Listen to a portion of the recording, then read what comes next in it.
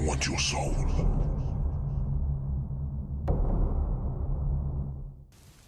$2 weeks of work for almost $6,000? How could I refuse? That's what I thought when looking at that bizarre listing in an email I had received. It said temporary night security needed for local antique and clothes shop. 2-week contract, $6,000 upon completion of contract. I was shocked that it was still available when I had contacted the store. The owner had answered the call and told me I was hired on the phone without even asking for any reference or my resume.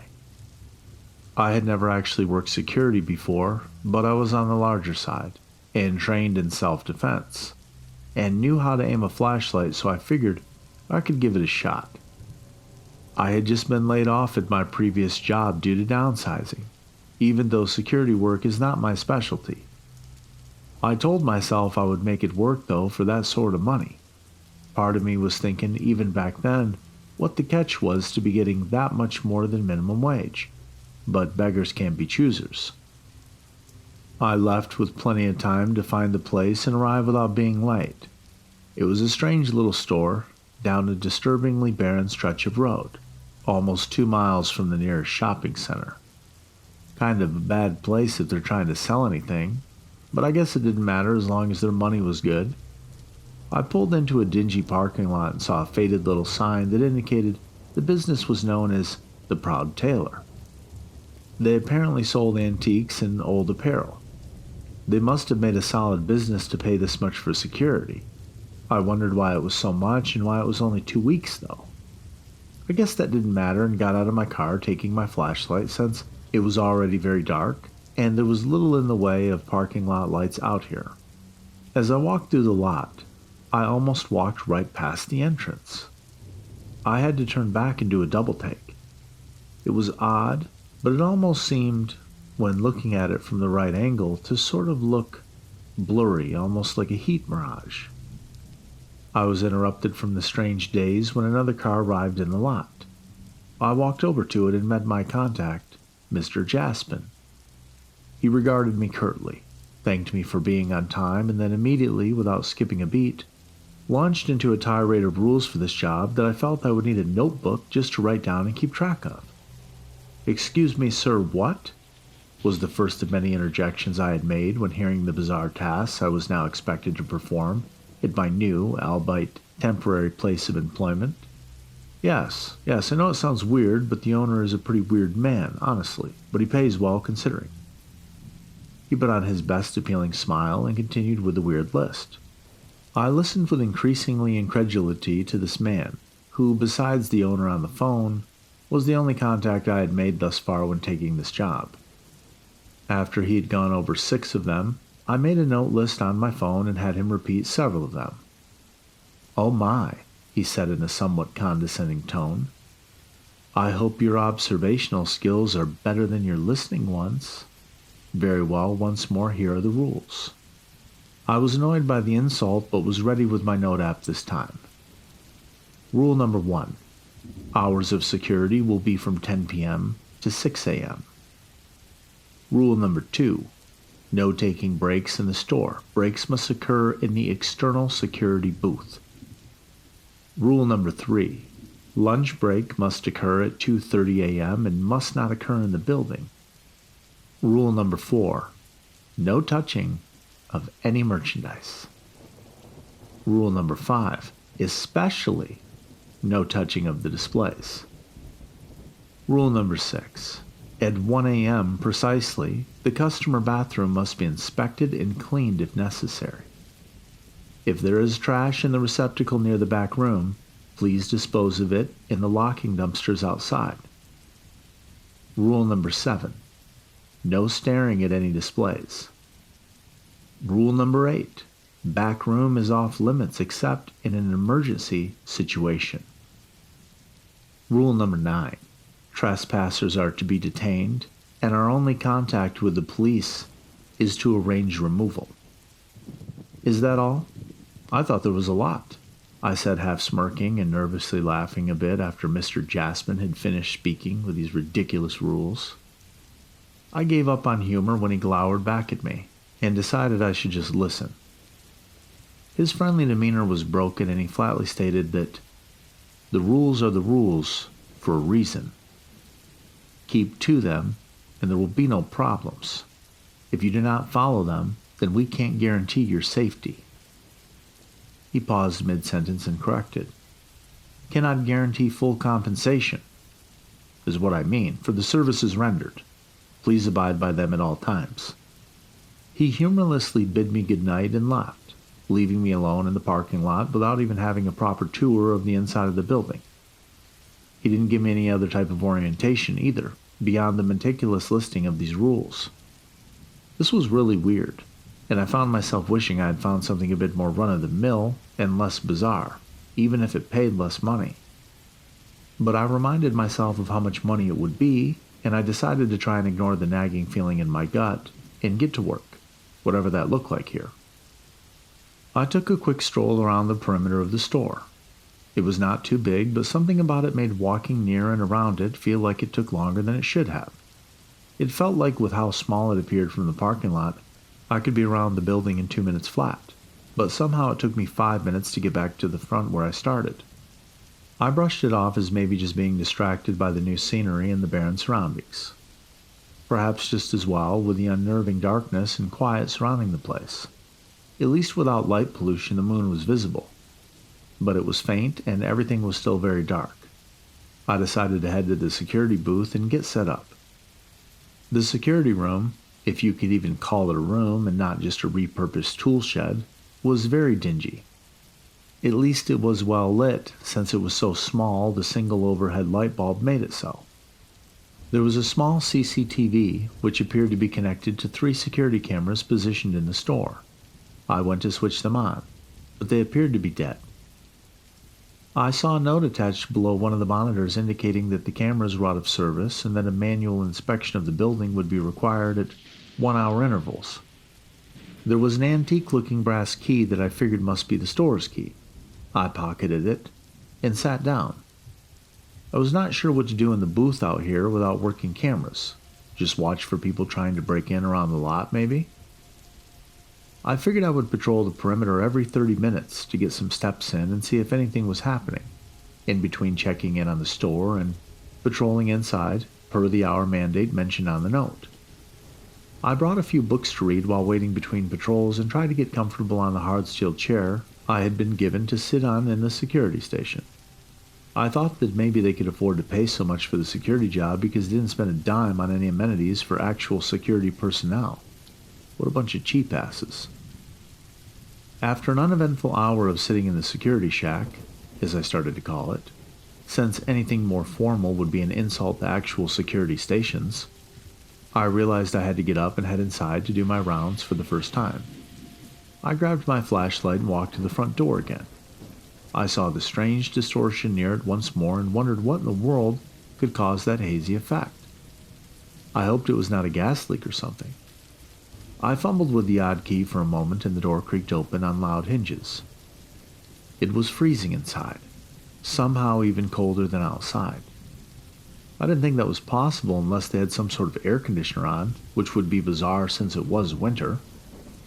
I was wishing I had brought a warmer coat, but I had a job to do, so I pushed inside through the frigid air and into the store. There was minimal lighting inside when it was closed. I was glad I had my flashlight, but still wished there were at least a few overhead lights I could turn on while patrolling.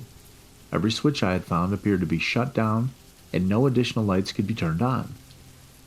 The main floor was not too large, and I decided to just do a circuit around the floor, and then once through the middle and call it good. I took a small path to the right and passed some shelves with musty books and library paraphernalia. Rounding the corner, I saw some very disturbing-looking mannequins near the back wall. They were all wearing very old-fashioned and ornate Victorian-era clothing.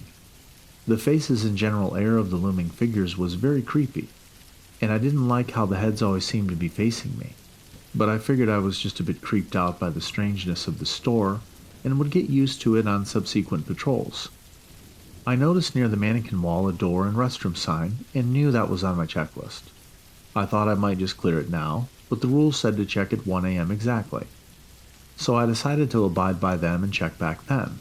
I kept walking, passing by racks of old clothes and wall displays of tools and relics and even some weapons. I didn't see anything out of order on my rounds for the first time. At least whatever order looks like for that weird store. I looked back briefly into the freezing store and closed and locked the door again and returned to the security shack. I went through those motions several more times uneventfully. I had taken my break and just breezed right through it. I thought about the break rule, and I didn't know who would be crazy enough to want to take a break or a lunch in that musty refrigerator with those creepy fucking mannequins watching you. At 1 a.m. I checked the bathroom. It looked unused, and fortunately there was no mess to clean up. I was about to leave when I saw faint red stains near the basin of the sink. I turned on the water and used some antibacterial wipes to clean it away. I didn't know what it was, but it may have been blood, so it was best to take precautions. When I was leaving, the creepy mannequins caught my eye again, and I could have sworn I saw an odd red stain on the coat of one that was not there before. I took the garbage from the bathroom, and as I was heading out, I remembered I had to check the other garbage and looked by the bathroom door to see a portable garbage can. It was very heavy, and I wondered how they could produce this much waste in a day. I took both garbages out back and took them to a sealed dumpster. Inside the heavy can was a triple sealed bag. It smelled pretty bad, and I didn't even want to know what kind of funky shit was in it. I pulled the lever on the dumpster to lower the tray and put the bulging garbage bag on, along with the smaller bathroom trash.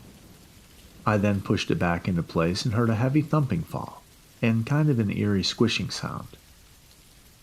I don't even want to know, I thought to myself yet again that night. I returned to the security shack and sat back down. The rest of the first night was uneventful, and I was hopeful it would stay that way for the next couple weeks, and I could just get my payday and not spend any more time at this bizarre place.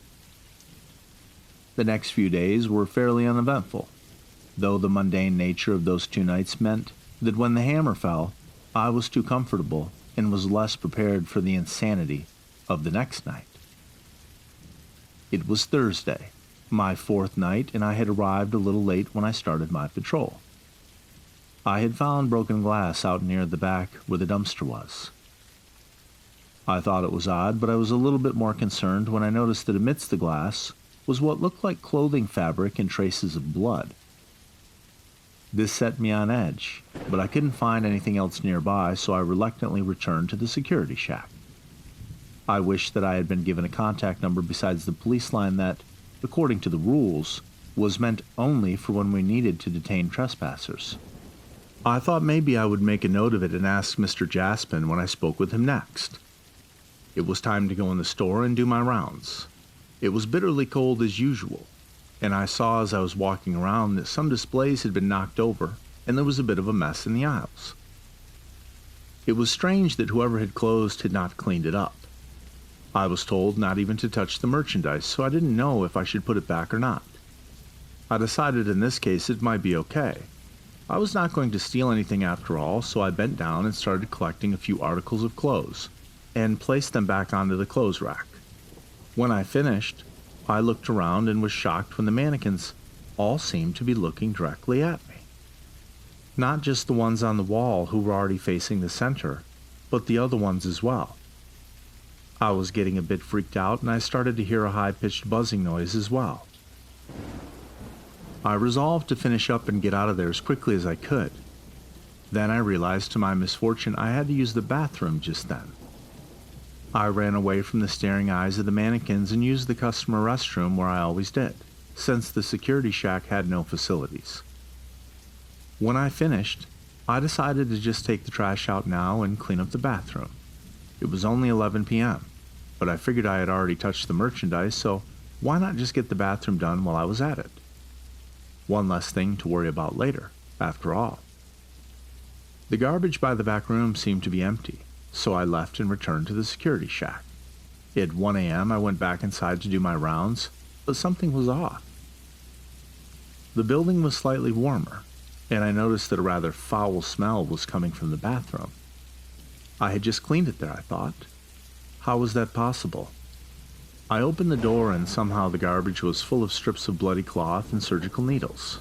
The sort of thing normally needed to be disposed of in a biohazard crate. There were other less obvious things in the bin, and after my disgust at the smell died down, I paused and became very concerned. I had already cleaned this out. How the hell did this get here now? And was someone else here? I suppressed a shudder and decided to step outside as I was leaving. I heard the smash of glass, and it sounded like it was coming from outside.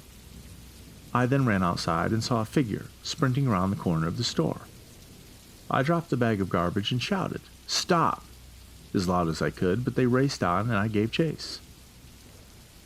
They were moving so quickly I knew I couldn't catch up. Then they slipped on something and fell. I saw what turned out to be a small pool of some liquid. I raced over to the prone form and found a young man. He was panting hard, and what appeared to be blood was all over him. I didn't know if he was possibly a threat. He looked more scared than dangerous, but if he was desperate to get away, he could be unsafe, so I approached slowly. He was small and fairly young, maybe 18 or 19. He had no remarkable features besides a faint scar over his right eyebrow and some sort of tree branch tattoo on his right forearm. "Holy shit, dude. You scared the hell out of me. What are you doing?" I asked him out of breath and trying to regain my composure. He started. "You have to help me." He was still panic-stricken about something. I didn't know what he was doing, and there he was, taking off running. His behavior did not seem to indicate vandalism, but why was he here? "All right, slow down. Tell me what happened. Who are you, and what were you doing here?" I asked him just as calmly as I could to try and de-escalate the situation. He took a deep breath and started. "Just please listen. I need to find my sister. She was at the store or whatever this place is when it was somewhere else, and she went missing." I listened to him as panic and frenzy started welling up in his voice again. "I don't know how this place is here or why it is, but I need to find her before it's gone again." It looked like he was speaking sincerely, even though I couldn't make sense of it. "What do you mean, before it's gone again?" This place, this weird store. It was in a shopping mall. This same exact store." "You mean they moved it here?" "No, this exact fucking store," he shouted back at me. "All right, look, man. I don't know what you think is going on here, but I assure you it's just us here. Your sister's not here. No one else is here right now, and it looks like you are in a bad way." I looked at his haggard appearance and the blood staining his clothes. I tried to calm him down and managed to take him to the security shack. I told him I would call the police line I was given and that they could come help him find his sister. I didn't know if he was delusional or schizophrenic or something, but I figured I needed help in this case, so I finally called the number. There was a substantial wait considering it was supposed to be a police line, and somebody finally answered. "Stanton speaking," was the terse and fairly agitated voice on the other line. I explained the situation to him and thought I heard an annoyed drone suppressed on the other line, filled by a quick, "I'll be right over, hold him and wait," and then the line went dead. "Ah, okay, real nice guy," I muttered sarcastically to myself. The young man, who still hadn't given me his name, was sitting on the floor in the shack, not taking his eyes off the main building. He wouldn't speak any more, but the panicked look never left his eyes. I started to second-guess myself and thought maybe something was in there. I didn't know for certain everything that was in the place, like the back room, for example. Then I thought of the weird garbage I had saw after I had already cleaned it. I tried to break the awkward silence and asked him about his tattoo that he had. "That's cool right there. What's that supposed to be?" He paused as if considering if he should answer, then he finally responded and said, "It's a hazel branch. My sister and I each have one in honor of our mother who passed away." We waited together for a little over an hour. I was wondering if the officer was even going to show up at all, and considered calling the normal emergency services. But I didn't want to get in trouble if it broke the rules. I needed the money. It was almost my lunchtime and I was getting hungry and impatient. I was about to call again when I heard a blood-curdling scream from what sounded like the inside of the store. Before I knew what was going on, the man stood up and rushed out and sprinted to the main door, taking the keys with him. He knocked me out of the chairs and I fell hard to the ground. I didn't have time to stop him. He was in the store before I could get up and chase after him. Once I got to my feet, I rushed for the building as I saw the lights of a patrol car approach. A large man then stepped out. I didn't recognize the uniform though. Something seemed off. Then I realized even though he wore a police uniform, there were not any identifying features on it, besides just looking like a generic police outfit. His car too. Though it had lights on it, it didn't appear to be city, state, or county sheriff. I didn't know what was up, but right then I didn't care. I needed to see what was going on inside with that scream and with the young man. I explained the situation to the officer, Stanton as he said his name, and looked at his watch and grimaced. "Oh shit, why did it have to be now?" he said. He looked very concerned, and I was about to ask him what was wrong when he put a hand up and told me in no uncertain terms, "Thank you for the heads up, I'll handle it from here." I was very confused. "Wait, handle it? Don't you need help in there? What are we going to do?" I asked, trying to hide my own nervousness. "No, sir," he responded curtly. "It's 2:30 a.m. and you have lunch to attend. In fact, for that matter, considering the situation, why don't you take the rest of the night off? It ain't going to be safe in there, and the professionals will handle it." What the fuck are you talking about, dude? I have a job to do." "Someone is in there, and possibly someone else who needs help, or someone or something dangerous." He paused for a moment and looked very threatening as he shifted his gaze back towards me. "I already called backup, and they will be here shortly. Thank you again, but you have to leave now." "Well, don't you at least need a statement from me or something?" I asked, not wanting to be left out of whatever was going on, since something didn't feel right. "I just took your statement. Now I'm afraid I'm going to have to insist you get the fuck off the property." He then rested his hand on the grip of his firearm, and I took the hint from there. But this felt all wrong. I didn't want to leave, but he made it clear I didn't have much of a choice. I considered calling the emergency line and checking if this guy was legit, but as I walked away, I noticed my phone was gone. I looked back, and that man, Stanton, was speaking on his own phone. I couldn't hear everything, but I made out a few words: dangerous and handled. I got to my car and hung out for a bit. Then I heard a loudspeaker yell out that I needed to leave the parking lot. "This is a potential crime scene. Get off the property or you will be prosecuted." Stanton was shouting at me through the door and holding a megaphone. I took one last look at him and left. I still feel guilty about that decision. I didn't know what happened, but it felt all wrong. Maybe I could have done more. I didn't hear anything in the news about what happened the next day and was eager for any information. I considered calling Stanton again to see what happened, but I decided against it, and called the line I had used to inquire about the position, but the line was disconnected now. What was going on? I wondered. I arrived a little early just to see what happened. The store hours indicated that it should have been open by now, but it was locked up and no one was around. I wondered if they had been open at all today. I checked the security shack and as expected, no note, no nothing, no indication of anything that had happened at all. I stepped inside for my first patrol and didn't see anything amiss. The garbage was very full, but besides that, everything seemed spotless. I couldn't find anything wrong, no signs of a struggle, and nobody was around. I kept walking and I heard a crunch under my foot. I thought I had stepped on glass, but I was shocked and somewhat horrified when I saw I had stepped on and crushed my own cell phone. I must have dropped it there, but I can't remember doing that. Besides having a cracked screen, now it looked like it was covered in a dark brownish liquid. I shuddered when I brought it to my face and I smelled the metallic tinge of blood. What is going on here? I looked around a bit more and couldn't find any other evidence of last night's events. I had a bad feeling something very wrong was going on here. I had a very, very bad feeling about all this. At around 1 a.m., I returned from my patrol and checked the bathroom. It was spotless and no garbage was in there.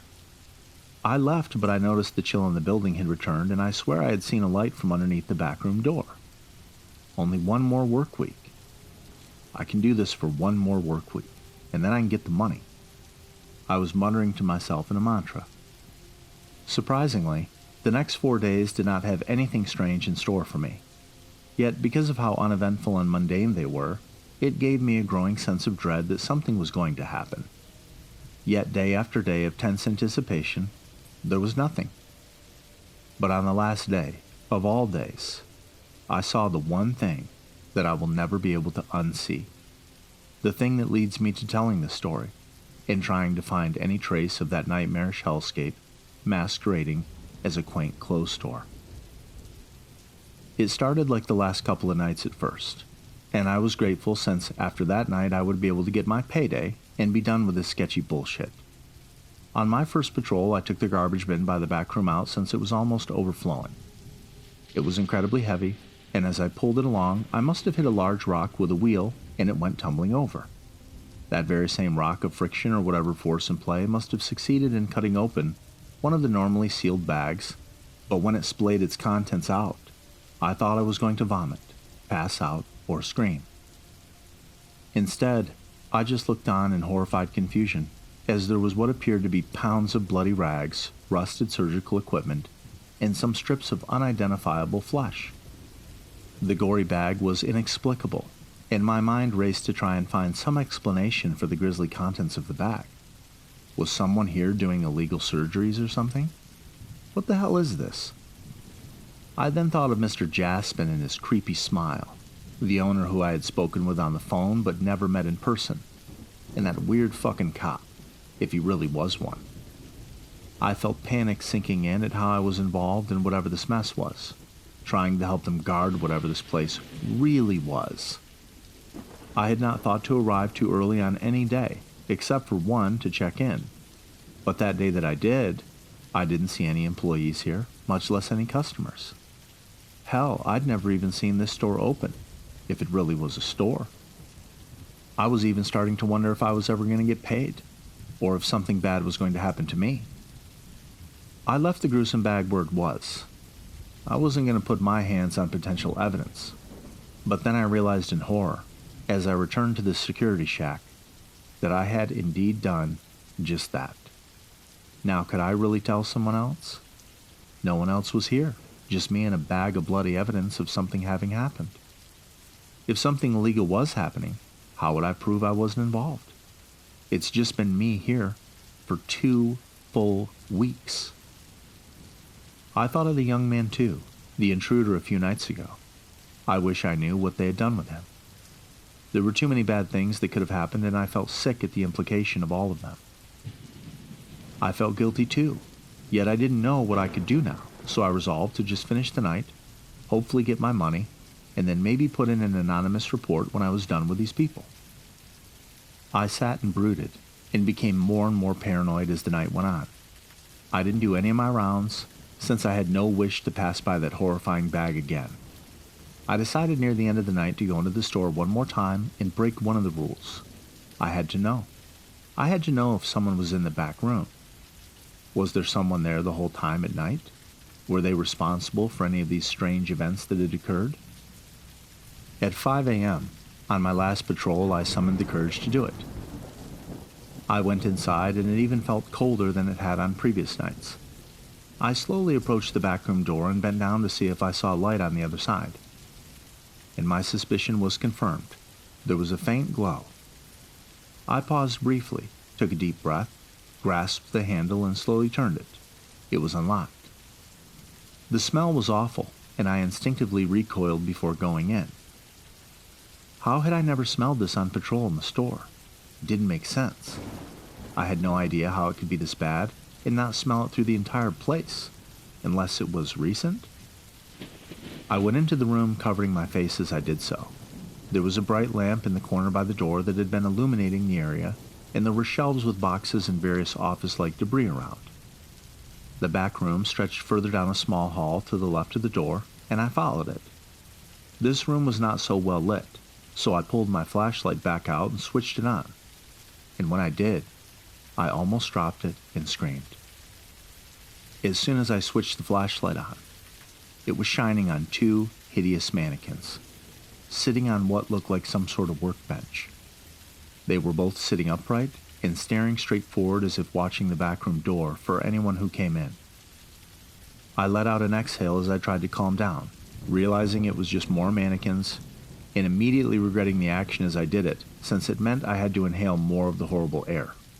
Against my better judgment, I stepped forward cautiously to get a better look. The faces on them were horribly lifelike, and something about it was morbidly mesmerizing. I leaned forward to get a look at the one on the left wearing a dark, sleeveless jacket that looked fancy and expensive. The face was hideous, and somehow it looked like they designed it to be in pain, or some other horrible emotion. The surface looked so realistic as well, it almost looked like it had human skin. Despite the awful appearance, something looked weirdly familiar, and then I noticed an old-looking scar above the eyebrow of this thing.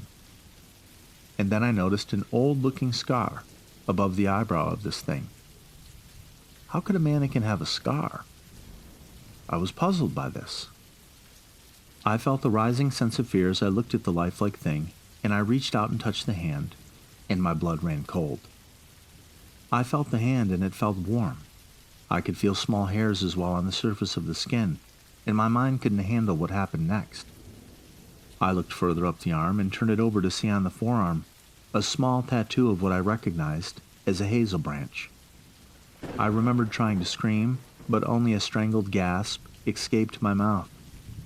I looked to the female mannequin to the right and saw on its left arm the same tattoo. My mind couldn't reconcile the horrifying truth of the situation here. And then, whether it was the breathing in of the foul odor or the disgusting pouring out of what I knew to be human bodies turned into these display cases of perversion, I then vomited on the floor and nearly toppled over. I stood there doubled over, panting and retching, as I finally regained a bit of composure. It was then that the crowning horror occurred.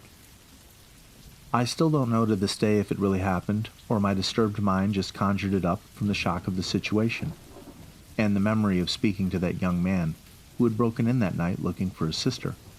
But as I stood slowly back up, there was a splitting, tearing sound like flesh and muscles breaking stitches, and I heard a wheezing, croaking voice mumble the words, "Join us."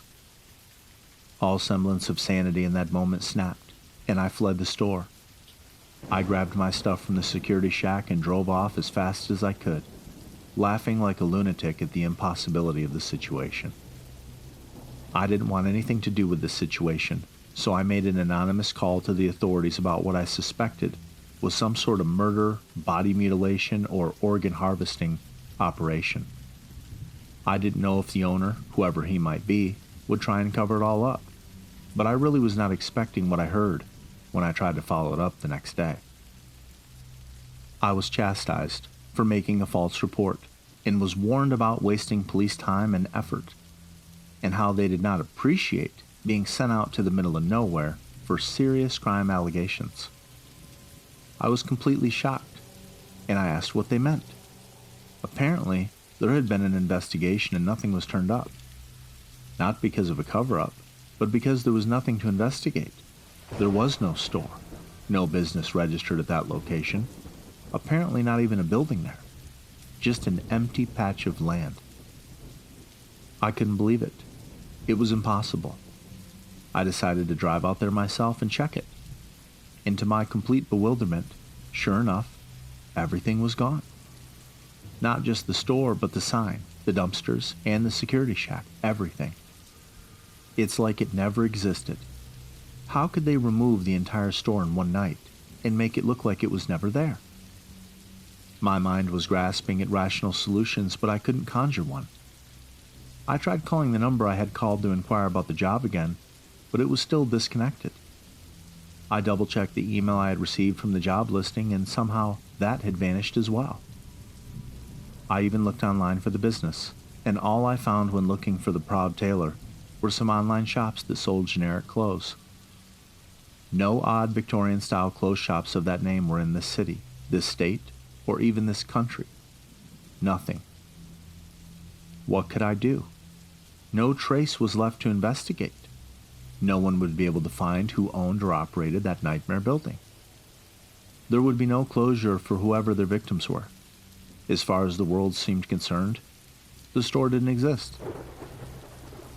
I started doubting my own sanity over the next few weeks. I wondered if somehow all that time had been some sort of hallucination, or terrible lucid dream, or more like a nightmare. I couldn't sleep for the last few days, so I started writing down the events as I remembered them, whether they really happened or not. However, I received something today that gave me the answer I was looking for, and I wish to God I hadn't, because what I received is proof that it all happened, and I don't think I can bear the thought of those monsters still existing out there somewhere, in the world, wherever they went. What I received was a small manila envelope in the mail. It had no return address on the front, but it was addressed to me, and when I opened it, I couldn't believe what I saw. It was $6,000 in cash.